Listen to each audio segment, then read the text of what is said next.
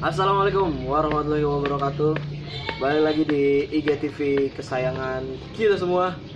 Semoga kita balik lagi di materi percupangan kita pada Senin hari ini. Selamat ulang tahun Indonesia Raya. Waduh, semoga makin lah ya, makin yang terbaik lah pokoknya, dan bisa semakin mensejahterakan rakyat-rakyatnya. Ya, kita balik lagi di konten IGTV Encis Cupang Depok.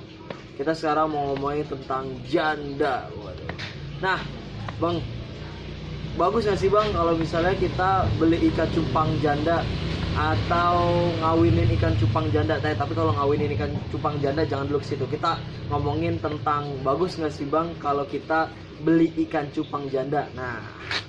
Nah, kalau kita ngomongin tentang bagus atau enggaknya, kalau menurut gue ya, bagi orang-orang yang ingin mencari sisi ekonomisnya, tapi masih dalam bentuk ikan yang bagus gitu, menurut gue sih bagus-bagus aja gitu. Menurut gue sih aman-aman aja, dan kalau bisa sih sebenarnya hal-hal yang seperti itu tuh diperhatiin gitu. Jadi kalau ada kesempatan yang bagus gitu, kenapa enggak kita manfaatin? Kayak contohnya kita dapat ikan cupang janda yang bagus gitu dengan ekonomis yang rendah gitu, dengan murah gitu kan, lumayan juga kan, kita bisa dapat gainnya kayak gitu kan. Cuman sebelum kita jauh melangkah, kita ngomongin tentang perbedaannya dulu nih, si cupang perawan sama si cupang janda. Kalau misalnya dilihat dari segi semuanya, sebenarnya sih nggak ada bedanya ya. Cuman gue sih biasanya ngelihat dari dua nih. Yang pertama itu dari bentuk badan tuh, itu nggak ada sama sekali, nggak ada bedanya. Bahkan kalau misalnya memang dikasih makan yang lebih banyak, si cupang janda tuh bisa lebih bahenol, bisa lebih semok gitu kan. Nah, biasanya itu perbedaannya itu ada di telurnya. Jadi kalau misalnya kita ini ikan cupang misalnya ditaruh di toples gitu ya, atau ditaruh di plastik gitu ya, ini ikan cupangnya terus kita giniin, itu tuh kelihatan banget. Jadi kalau cupang yang perawan itu biasanya tuh dia tuh bener-bener telurnya tuh bener-bener keluar gitu dari perutnya.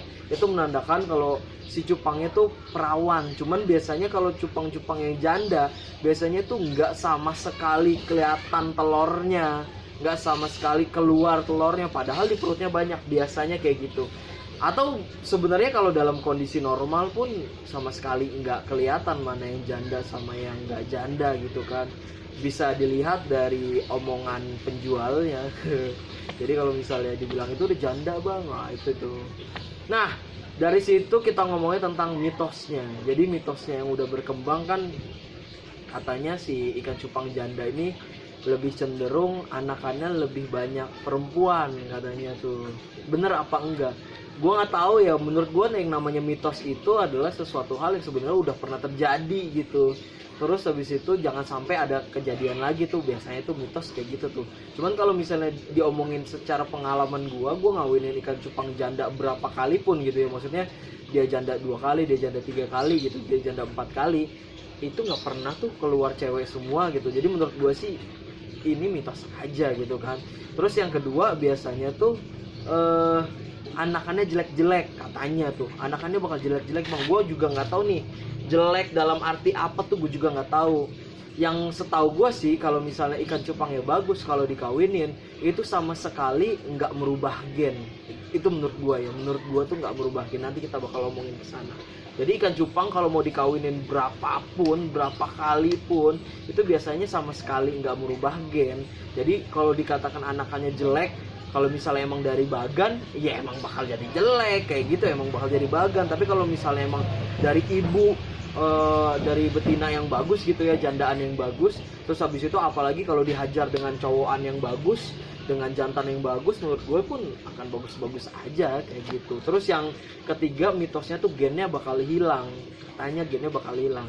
Contoh, banyak yang bilang kalau misalnya ngawinin koi atau ngawinin apapun, biasanya kalau udah janda tuh bakal jadi besgel. Mungkin ini balik lagi ke yang tadi tuh, anakannya jelek katanya tuh bakal jadi besgel apa segala macam. Sejauh ini sih gue belum pernah ngedengar anakannya jadi cacat atau gimana, anakannya jadi jelek. Nah biasanya sih anakan-anakan yang jelek tuh biasanya keluarnya tuh besgel atau best girl atau bester yang kayak gitu-gitu. Karena kan kalau gue bilang kalau gue bilang tuh gen awalnya tuh pasti best girl, bester sama selok. Nah kalau dibilang gennya bakal hilang, kayaknya nggak juga sih. Kayaknya itu mah kayaknya silangan dari emak bapaknya aja. Jangan-jangan memang emak bapaknya akhirnya inbreed, atau emak bapaknya tadi yang janda itu terlalu jauh, akhirnya malah jadi best girl, malah jadi bester, atau malah jadi selok. Nah dari situ kita ngomongin tentang plus minusnya. Kalau kita ngomongin minusnya dulu, biasanya minusnya itu udah pasti anakannya minim. Pasti banget anakannya minim. Bang, jadi banyak juga kok. Itu bisa dihitung pakai jari. Itu dengan perawatan yang bagus, biasanya anakannya bisa seperti jumlahnya tuh anakan yang pertama gitu. Tapi menurut gue tuh udah pastilah kalau misalnya anakan yang kedua atau anakan yang ketiga itu biasanya lebih sedikit daripada anakan yang pertama. Itu mah udah pasti. Kalau misalnya ada yang bilang sama aja, berarti itu perawatannya bagus banget. Berarti memang bisa dibilang anakan itu memang tergantung juga perawatannya kayak gitu, perawatan dari si janda itu sendiri kayak gitu. Itu kalau dari minimnya. Kalau yang dari segi yang lain sih ya wajar sih ketika akhirnya sering dikawinin ikannya jadi lemas apa segala macam. Itu menurut gua dalam batas normal lah, dalam batas wajar. Jadi lebih kentara minimnya itu kekurangannya itu yang tadi tuh di anakannya kurang banyak aja gitu. Terus kalau kita ngomongin tentang plusnya, plusnya nih lumayan banyak nih. Yang pertama, lu bisa ngambil gen dengan mudah. Maksudnya apa bang ngambil gen dengan mudah? Tadi udah sempet gua omongin ya. Jadi kalau ngambil gen dengan mudah tuh maksudnya biasanya kan orang tuh susah ngeluarin indukan yang bagus, tapi gara-gara dia udah janda, apa gara-gara udah pernah dikawin beberapa kali, akhirnya dikeluarinnya dengan mudah, dengan murah. Jadi lu bisa mencuri si gen peternak itu sendiri kayak gitu. Itu kelebihannya kayak gitu. Terus kelebihannya yang kedua ya tentu lebih murah kayak gitu. Kalau ditanya balik lagi ngawinin ikan cupang standar sama ikan cupang bagus tapi janda, kalau menurut gue sih mendingan sekalian ikan cupang bagus tapi janda kalau kita ngomongin kualitas ya. Tapi itu bakal gue balikin lagi ke kalian. Kita bakal ketemu lagi di materi-materi selanjutnya. Kurang lebihnya mohon maaf. Selamat ulang tahun Indonesia Raya.